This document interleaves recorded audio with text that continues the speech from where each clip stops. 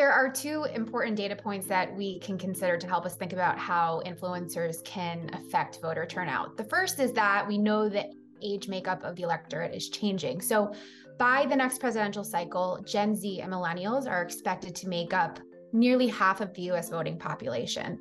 The other piece that we need to consider is just how many Gen Z and millennials are using TikTok and what they're using TikTok for. TikTok has become a top destination for news.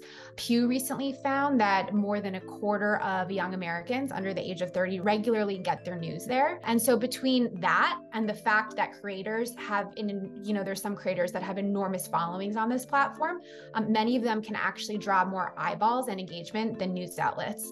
Across the board, any organization would tell you that if you have a global megastar, like somebody like a Taylor Swift, telling everybody go out and get registered and make sure you have a plan to go vote next week, many people are going to register. And micro-influencers who have very small, but very loyal, very attached, very dedicated followings, they can be just as powerful at moving the needle, especially in places that are battleground states. And we even know, just in speaking to some of the nonprofits that are working on Get Out the Vote around the midterms, that they have seen in recent election cycles that having influencers get involved, it just dramatically increases the number of voter registrations that they have. So Rock the Vote, which is one of the groups that we spoke to, they have teamed up with an influencer marketing firm that they worked with ahead of the 2020 presidential election. And they said that that past collaboration helped drive roughly 200,000 new voter registrations during that cycle.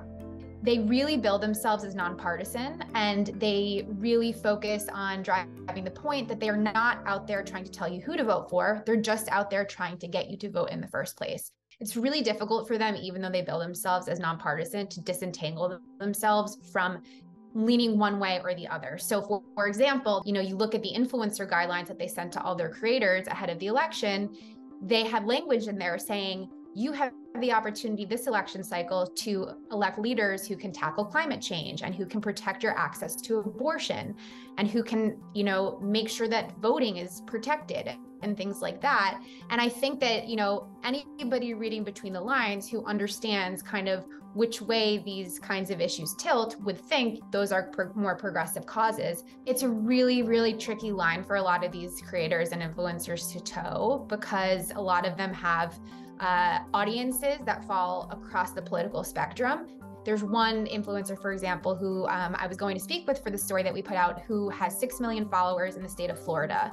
He only would speak to Forbes on the condition that there were no political questions asked. Another creator that we spoke to for the story, who's also working with Rock the Vote, he explained that he has put too much time and too much effort into building trust with his audience and building his brand, that it's not worth it to him to tell people this is who you have to vote for. He's just more interested in saying, hey, I want you to get out and vote, and I want you to go do whatever it is that you're going to do. But he said that many influencers sort of know better than to go any further than that into politics.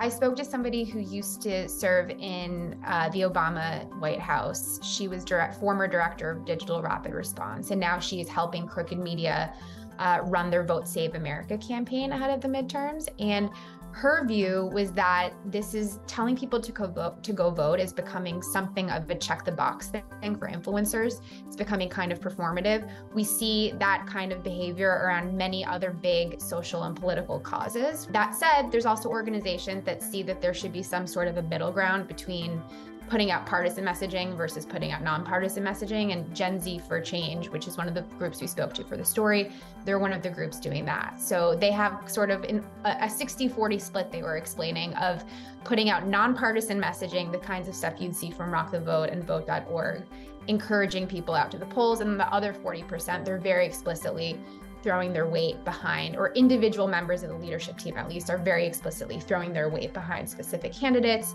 saying, this is an issue, this is where this person stands on it, this is where that person stands on it, which direction do you want to go in? They're, being a lot more overt about the types of people that they're supporting.